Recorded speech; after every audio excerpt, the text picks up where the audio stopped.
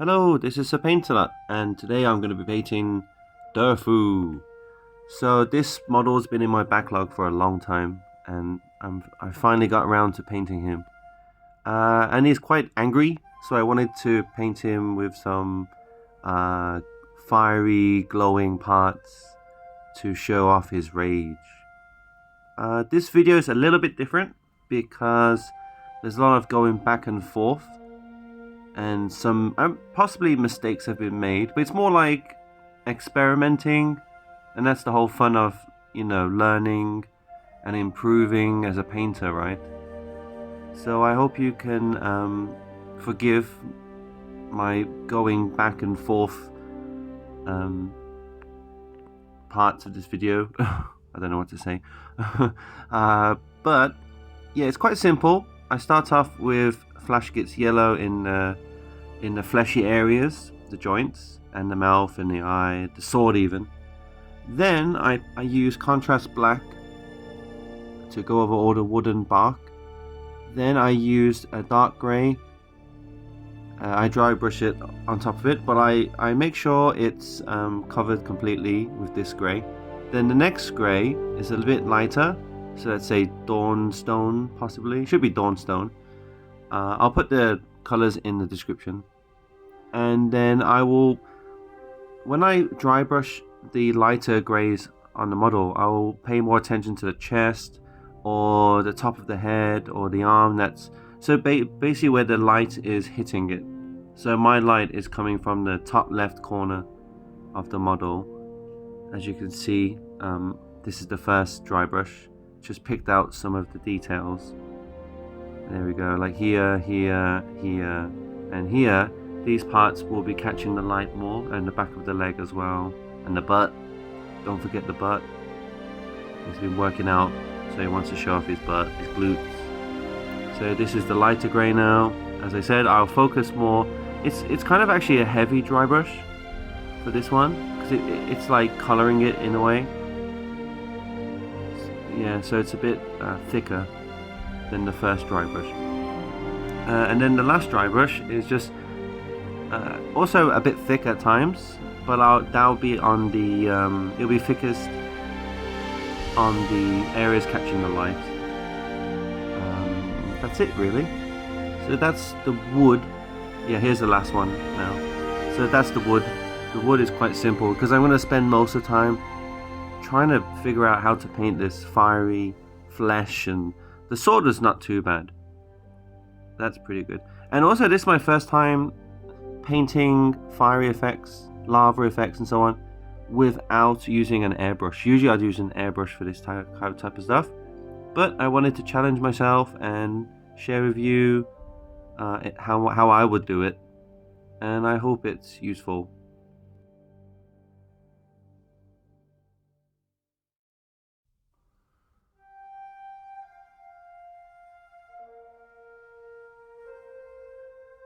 So I go over the yellow with Fluorescent Orange. I'm using the AK brand, but I've used many different types, Vallejo and so on, and they're all very similar. But I am enjoying the availability of AK, well, especially where I live anyway. Yeah, so usually I don't use Flash Gitz. I will use Fluorescent Orange, Yellow, and then I'll use Fluorescent Orange, and I'll kind of wet blend it. But this time I'm just wanted to try going over it with fluorescent and see what kind of effect I would get. So I did this all over the model and just filled in all the areas and experimented, and you know, just to have a look how it would dry and just play around with it. You know, this is the best way to learn, you know, and don't be afraid to make a mistake, because you can always strip the model. Or if you're really unhappy with it but it's not too bad, then you can just leave it, and then when you get another model, you can try again and try another technique. It's all about just, you know, practicing and learning, and you don't always have to be happy with the model, but you can be happy with the experience, and then for sure you'll definitely get better, and you'll learn and become more brave in trying new things. So what I also did is it's not really dry brushing, glazing, sorry. I glazed over some of the bark which is closest to the joints or the area. The roots, I guess you can say, or the foliage hanging from the armpit. Maybe it's his armpit hair. I just covered that with the orange fluorescence just to warm it up a bit. And already I do like it. I'm kind of liking the look of it. So yeah, this is how it's going to look so far. And then for the glyphs, the glowing runes and so on, I would water down the orange and just go over it. I won't be too delicate, because it's okay for the orange to spill over a bit, like here, because it's kind of like a glow effect, because the closer to the heat source will be a brighter color, which would later on be a yellow and then a white.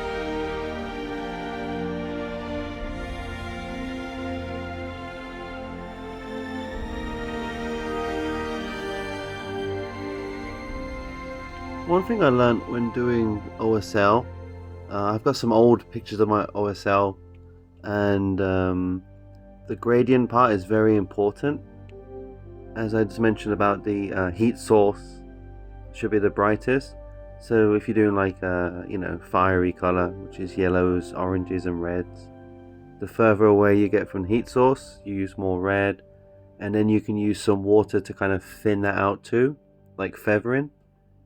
And that really helps too with the blend. And then later on as well, I will go a bit too thick, so I will dry brush Corvus black, like a grey black, over the areas that I might have added too much red, or it's a bit too thick, just to tone it down a bit. Because it's a bit like NMM, you know, you have contrast, you have super bright and then super dark shadows.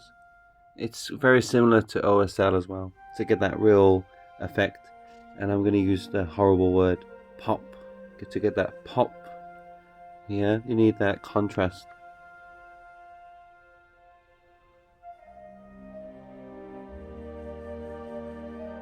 So once I've covered all the joints and the sword with all this glowing orangey effect, I've missed some parts as well, I've just noticed. I just kind of dry brush the corners of the wood. Now this part I'm going to add some Vallejo white into the mouth and into the socket, and in a minute I'm going to start painting over all this orange and yellow with white, but the white has been thinned down with lots of water, so it's kind of like a shade. I'm not sure if I should have done this, but I'm kind of glad I did do it, because for example where the yellow is now, I want to make it even brighter. So here we go, so by adding a watered down white paint, it will settle into the recesses, and then later on when I add more yellow, maybe a fluorescent yellow, it will also help intensify the heat source, the brightness of that yellow. So yeah, it's up to you if you want to do this part. I think I'd still do it. You know, it's not bad adding white to when you're doing OSL or glowing effects. It's not a bad practice, I guess. But you can be the judge once it's finished and see what you think. Maybe you can skip this part. I'm still deciding. Yeah, but I'm still gonna try and experiment more in the future with this effect too. And then on the sword, I paint parts of it white, and then I thin it down, and then I kind of feather or add a gradient to the white, so it kind of blends into the orange and yellow. So now I thin it with water, and then I make sure I get the edges nice and sharp, and I have very specific brush movements, back and forth, up and down, going along, so it's nice and smooth. And don't forget to do underneath. Now I also kind of edge highlight with the white also. With the bottom, I didn't spend as much time on it because I don't think it would be as visible as the front part. but I still made sure I did it. So you see here the white is drying, and in the recesses it's stronger. It's thicker in the recesses. And if you want, you can just keep adding more and more layers, water down to these parts, and just keep building it up until you're happy with it. With the glyphs as well, I added white to it, thin down, but not too watery. So be very careful not to add too much water. And now this is where I add the fluorescent yellow. I didn't thin it down too much, just a little bit. And if it is too thick, then I'll just go over it with water and then smush it around and try to make it pool into areas I want it to be the brightest. And you can be a little bit messy because it's glowing, right? And just see what you think. So again, on the white area, I'll go over it with the fluorescent yellow, and I'll feather it. I'll add a gradient, and just add a few layers, just to build it up.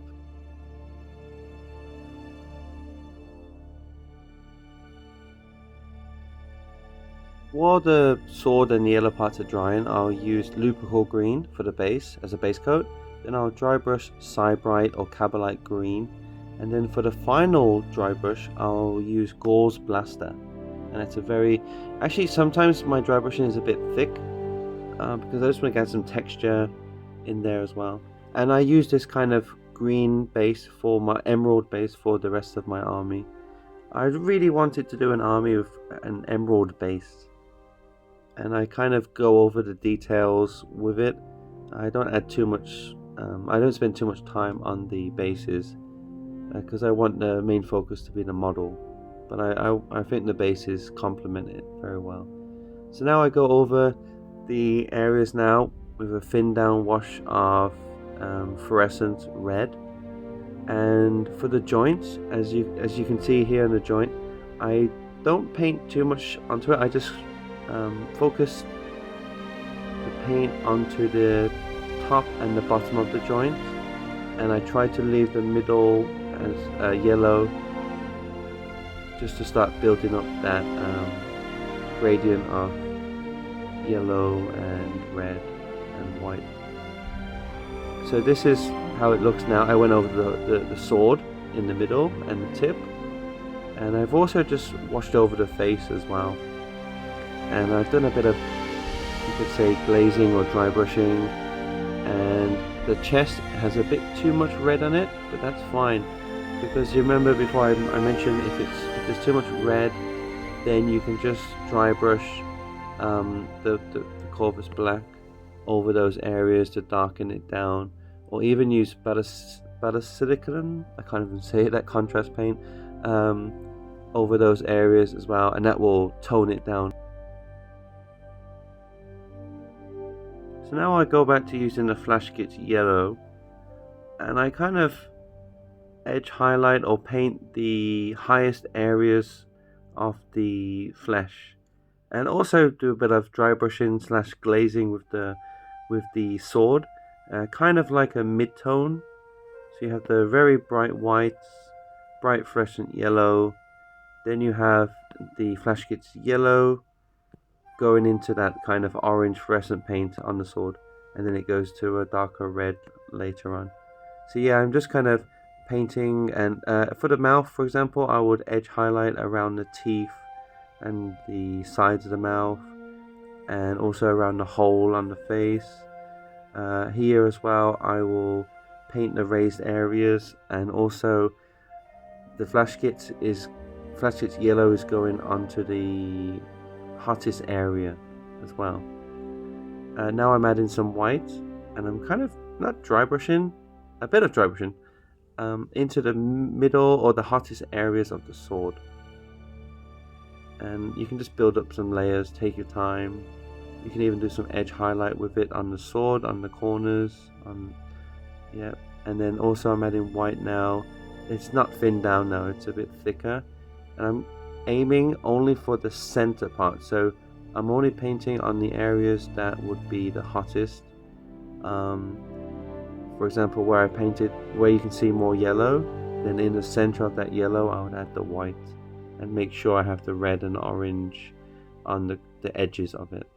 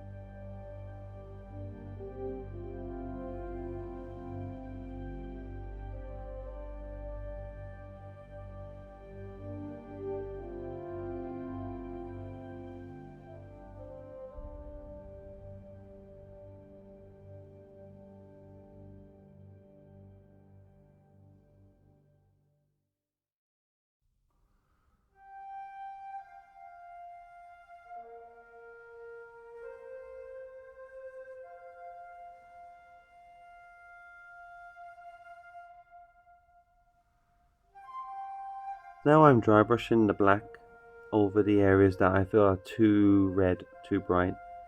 And as you can see now, as I'm making it darker, the actual fiery parts are becoming brighter. They're, oh, I'm using that horrible word again, they're popping a bit. So, and also for the glyphs as well, I'm toning down them a little bit because I want that white, the letters, the symbols to pop out some more too. I'm just being a bit random, and I'm just looking for the areas that need a bit of toning down, just so I can really build up that contrast between the hottest fiery parts and the colder wooden areas.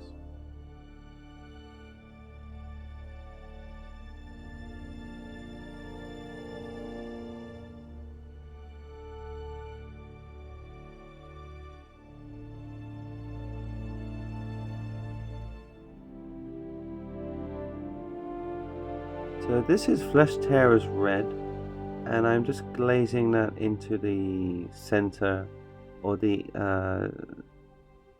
it's more like the final part now, which will help build the contrast with the sword. So on the tip, and then so it's red, dark red, Flesh Tearer's red, and then it's an orange, and then a lighter yellow going into white. And if you just follow that, it should be fine. And I'll do the same with the Flesh Tearer's red. See here in that joint, I'll focus it around the wooden parts, and I'll even go over the wooden areas too, and I'll thin it down with water if it's too thick, but I'll make sure I keep the center of the joint white. But what you can do as well, which I've been doing as well, I will thin it with water, and then I will kind of make it into a little wash, so it goes into all the little cracks as well, but I'll still make sure the white is showing. And now I'm going to try adding yellow over the white areas. So that would be, you can either use Fluorescent Yellow. Here I'm using more Gitz Yellow. I'm doing a bit of feathering on the sword, just really helping smooth out the transition between the red, the orange and the yellow, and the white as well. And I'm thinning it down here and there, and I'm going over the glyphs and the recesses, and I'm wiping it away with my finger if there's too much. I'm just playing around with it now. This is the area where I feel I did more and more experimentation and a bit of trial and error. So for you, if you're doing this as well, and you like what I'm doing and you think it's a good technique, then I just recommend you just feel it and keep going backwards and forwards with the white and the yellow and the white and the yellow, and just until you feel you're happy with it.